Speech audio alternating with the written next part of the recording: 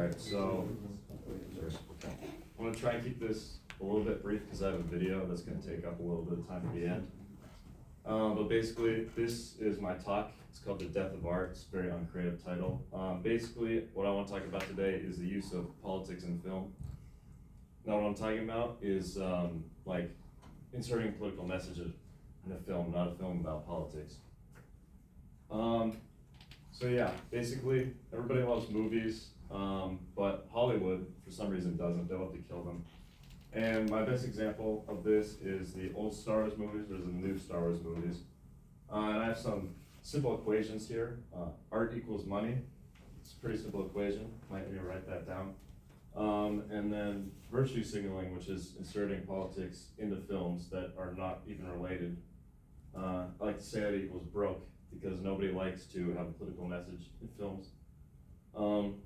Imagine you're having lunch with somebody and, you know, they instead of asking you how your day is, talking about your day, they just start talking about everything that happens in Congress and politics. I don't think anybody normal would talk like that. So yeah, but basically, the old Star Wars movies, it was kind of, there was a little bit of political hinting, but it wasn't really written out right.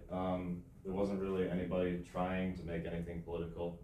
It was just kind of about the storytelling, and the viewer could imply whatever they wanted, but it wasn't a set political agenda. There were some hints of religion, but it was more, it could apply to anything. So it's really kind of older movies. It wasn't really about that. It was kind of just about escaping, because movies are escape and storytelling. Fast forward to now, this is kind of what it looks like. This is from Family Guy. It's a George Bush kind of hit piece, but it's not that extreme. But there are people, this is Kathleen Kennedy. She's an executive at Lucasfilm and Disney. And no matter what your personal political belief is, it doesn't really matter.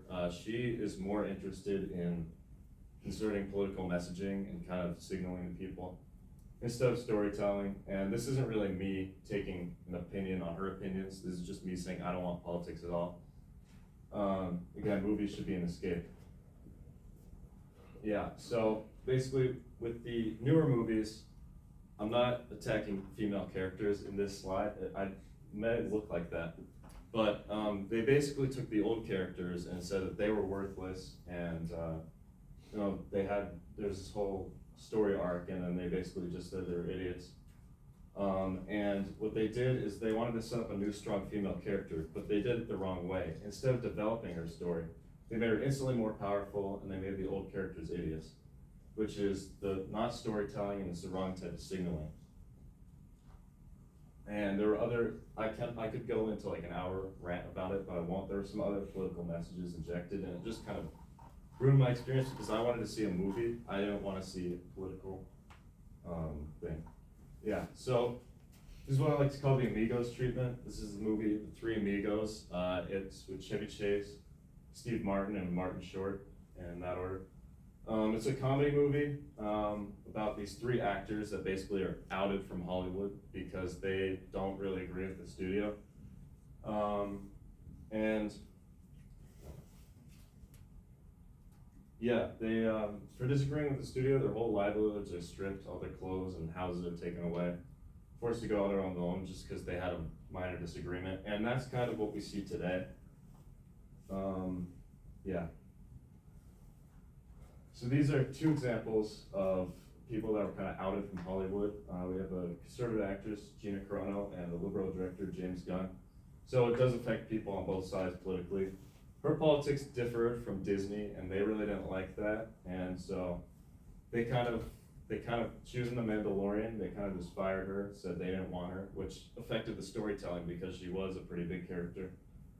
So yeah, she was out of Hollywood completely just because of Twitter. And in the similar case with James Gunn, he made Guardians of the Galaxy, the new Suicide Squad, and he's back now. But he was fired because of some old tweets from Marvel Studios that were from like 10 years ago. So I think it was completely ridiculous.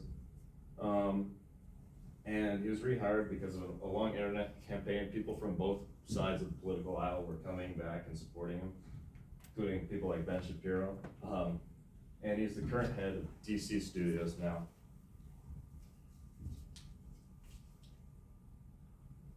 Now, how far can this go? I use the making of The Godfather as an example. I know not everyone is gonna be educated on this, but there were a lot of problems with the mob, making The Godfather, and the studio was basically too afraid to make The Godfather because the mob had threatened them.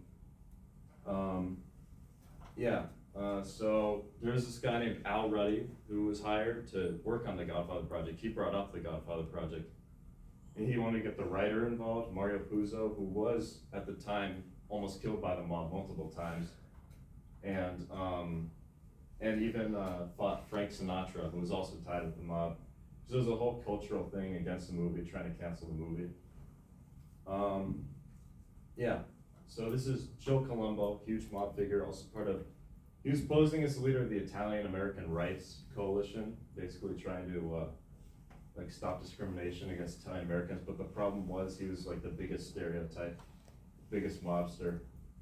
And that's Frank Sinatra right there, who's, you usually wouldn't think of as a mobster, but yeah, I have a clip here from Here's the problem. You wanna make a movie that's gonna make my people look like animals, and that ain't gonna happen. So as a courtesy, I brought you here to ask you a question, man to man. What do you like more, musicals or westerns? Fred Astaire versus John Wayne. John Wayne. Yeah, me too. So stop what you're doing, go back to Hollywood, and make a cowboy movie. Because believe me, you don't want this kind of trouble.